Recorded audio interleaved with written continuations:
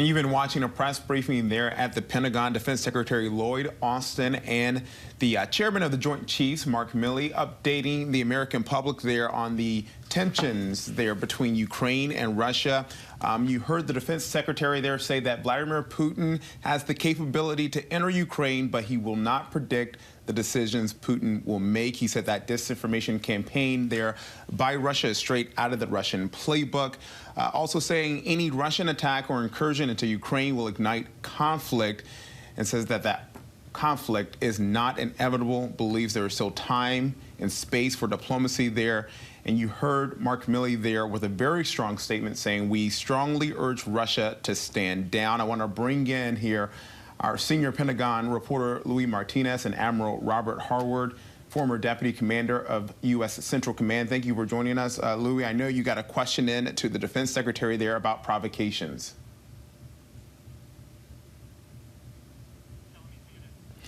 Louis, got to unmute for me so we can hear you. Always a pleasure. Thanks, Ken. Yes, earlier this week, the Pentagon announced that 8,500 American troops located here in the United States were going to be put on short tethers, as you heard the Secretary say. This is about making sure that they would be available to go to Europe in case Europe and NATO activates this NATO response force of 40,000 troops. So they don't typically do that. Yes, they, as the General Milley said, they do put out advisories to families and to tell them that rotations are coming. But this is not a typical rotation. This is something that is happening in response to an international crisis. So the question was, why are you doing this? Are you maybe sending the message to Russia about the strength of the NATO alliance? And could it potentially be perceived as a provocation?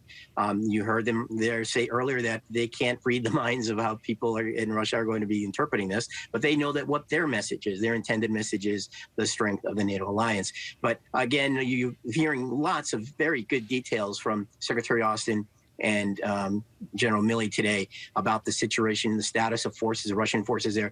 There's one thing that actually we heard for the first time, I think, publicly, which is this talk about the freezing of the ground in Ukraine. We think typically it's wintertime, it's cold. Of course, the ground is going to be cold, but apparently the water tables there need to freeze even more. And when you do that, the heavy armor, the tanks, the heavy equipment that you need to push into Ukraine, potentially if you are Russian forces, it makes it easier. And you heard from General Milley there that potentially Kiev, actually Secretary Austin, who said that big cities or significant areas of territory are at risk here in Ukraine. So very interesting language, good details from both of these senior leaders who are both on message here, that the United States is ready to support NATO, and that they are, most importantly, are ready to provide, ensure that Russia does not push into Ukraine. But again, no boots on the ground, no U.S. troops on the ground there, but they're on high alert at the ready there. Admiral, you heard Louis talk about what really appears to be some transparency here, as much transparency as you would get from the Defense Department, which doesn't really like to telegraph and show their moves and troop movements and things like this. Were you surprised about the amount of depth that the Defense Secretary and Mark Milley there went into when talking about the situation there and the role that the U.S. will play? No, I think he's made it very clear, and I think everyone's assuming the fact that this is going to happen. Their planning, their actions, and their messaging clearly indicates that we're taking all steps, assuming this will occur. I thought most important in that piece the Secretary of Defense just mentioned, and Louis mentioned as well, is this commitment to our partners. And it is about our partners. But we're also going to rely on their leadership to be a part of this. So no, I'm not surprised. I think it's very appropriate. We want to make sure they know we're assuming this is going to happen, and we're taking all actions to be ready for that. And Louis, as the Admiral mentioned there, focused on NATO, focused on the allies, but as the Defense Secretary said, this is not about trusting Vladimir Putin. That's right. What he said, this is about our NATO allies trusting us. And that's very important because, as we've always heard from military officials here and from Pentagon spokespeople like John Kirby there, the message is when we ask them what are the Russians doing, they always say you're going to have to ask Russia because we don't know what they're thinking or what their intent is. But what you did get here today is a list of everything that the Russians have done. You heard Secretary Austin say there that without provocation, they have gathered there these 100,000 personnel, including ground, air, and even sea assets. That's pretty significant. And he says there's no rationale for why this is happening.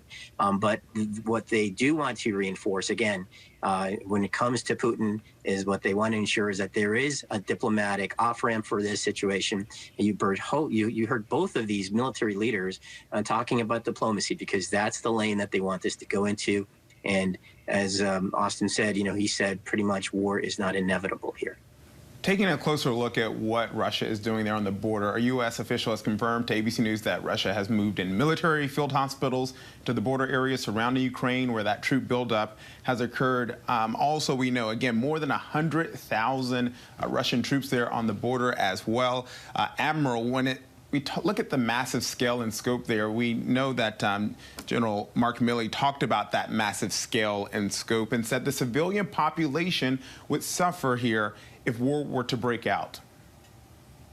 Well, exactly right, because it involves not only the immediate area, but the impact on everyone. We know the economic ties that our allies have with Russia for gas and other essential elements, all that's at risk. So both sides have considerable risks involved in this thing and a lot to lose.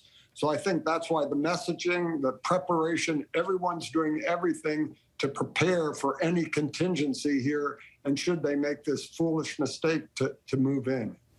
And Louis, we heard the defense secretary there say that U.S. officials, they don't think they don't believe that Vladimir Putin knows what that next step is going to be.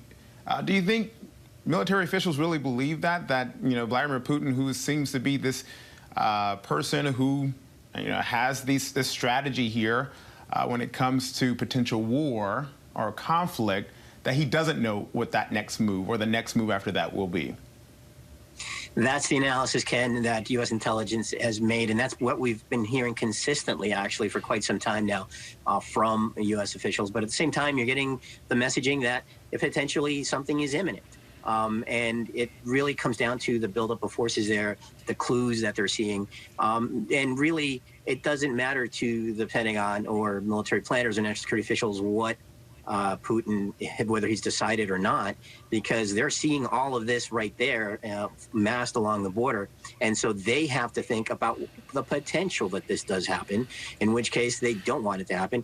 And so whether he has decided or not, it's obviously a very important indicator. But we are where we are. And right now, the U.S. military and the U.S. national security officials, what they want is to be prepared in case something like that happens, because they're seeing those indicators line up, even if Putin maybe has not decided. And we do know, again, that the U.S. says we are taking the diplomatic route here. We want diplomacy, not war. But Admiral, as Louis pointed out, that officials have been saying, ask Russia, what are you going to do? But so many people are asking the U.S. what this country will do if conflict breaks out and Russia forces the U.S.'s hand. Well, I think that's what the Secretary talked about. We're going to work by, with, and through our allies in support of them, looking for their leadership. But it's also important to note that Russia has already reinforced some of their primary principles, that they are a great power, they need to be reckoned with, they have a voice. So in that regard, and consolidating power and reinforcing his nationalistic views in the country, Putin's already gained benefits for that, and that's part of the risk. But I wouldn't rule out any steps by our country or our Defense Department, politically, militarily, or economically, in response to this intrusion. And a lot of that will be driven by consultation and in coordination with our allies.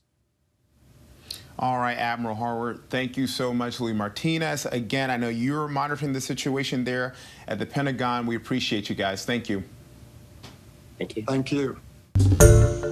Hi, everyone. George Stephanopoulos here. Thanks for checking out the ABC News YouTube channel. If you'd like to get more videos, show highlights, and watch live event coverage, click on the right over here to subscribe to our channel. And don't forget to download the ABC News app for breaking news alerts. Thanks for watching.